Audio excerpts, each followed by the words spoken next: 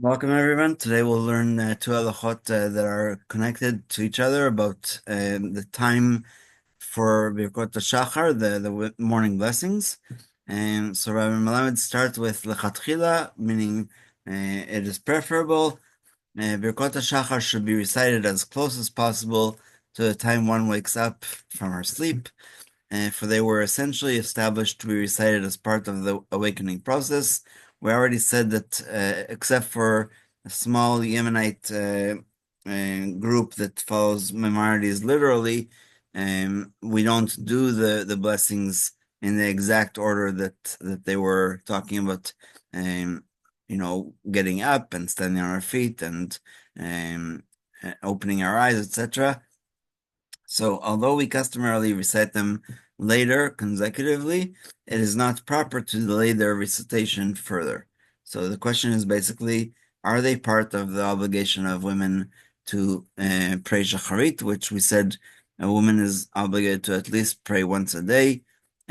So, whoever did not recite Birkot HaShachar upon waking must try to recite them before the time to pray shacharit lapses, which is at the end of the fourth hour, since some poskim link the time of their recitation to the time of the shacharit prayer.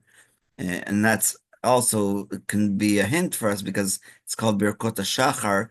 If I remember correctly, the very first time that the word Shachar is mentioned is when Jacob is wrestling with the angel and he says, Ki Allah Shachar. So that's the source for us to know that it's the time of morning. In other words, one should try to say them within the first four essential seasonal hours of the day, and b'diavad, which means if you didn't, until Chatzot, which is the Halach midday. However, if one does not manage to recite them before Chatzot, b'diavad, she may recite them the whole day.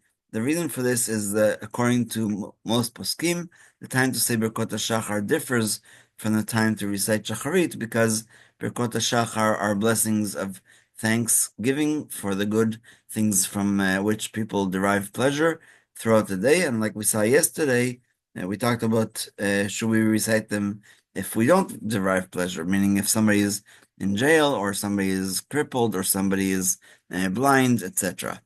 A woman who recited Birkot Kriyat Shema and prayed the Amidah and then realized that she forgot to recite Birkot HaShachar must make up all the missed brachot with the exception of Birkot Torah and Elokai Neshama.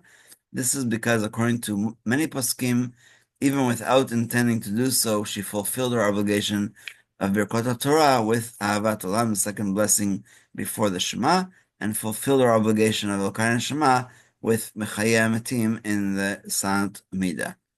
And so the second halacha, very much related to that, is the time to recite Birkot HaShachar when waking up in the middle of the night. So the question is, since we say it once a day, again, a man who's going to stay up after he woke up in the middle of the night, whether it's for work or whatever other reason, doesn't say them until when it's called Alot HaShachar, the dawn.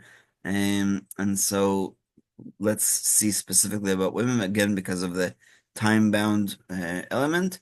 As noted, lechatchila, all the blessings should be recited as close as possible to the time one wakes up, and it is not necessary to say them specifically after dawn. Therefore, one who arises before dawn in order to work or learn, or for any other purpose, must recite Birkot HaShachar immediately upon waking up. And since Rabbi isn't here today because he's on his way to another state, I will ask him when he wakes up at 4:30 in the morning to write the Torah. I'm pretty sure, but I will ask him. I'm pretty sure that he does say all of Birkot HaShachar, especially Birkot HaTorah, because he has to write the Torah and he wakes up at 4:30 in the morning, which is before dawn. However, Birkot HaShachar may not be recited before Chatzot, so the halachic chatzot, which we are familiar with sometimes because of Passover, because we're supposed to eat the afikomen before chatzot.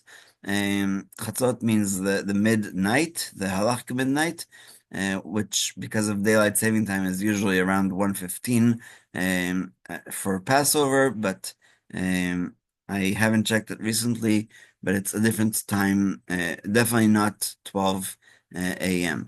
Therefore, one who wakes up before Chatzot must wait until after Chatzot, and once she relieves herself, she recites Al Netzilat Yadayim as well as the remaining Birkot HaShachar of Yasher Atzar and Elokai Neshama.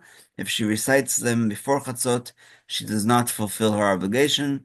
The time of Chatzot or Halachic midnight fluctuates depending on location and season. Most locales have calendars specifying the relevant times. I personally use My Zmanim app, which even tells you when you're on a flight what time brachos should be said. And again, we're talking about somebody who's going to stay up, and therefore Rabbi Melamed finishes with one who wakes up after Chatzot for a few hours with the intention to go back to sleep until morning should say Birkot HaShachar after her main waking, which means the second one. If her main waking is the one in the middle of the night, and her sleep after that before morning is like a nap for her, then it is then best that she recites Birkot HaShachar after her initial waking.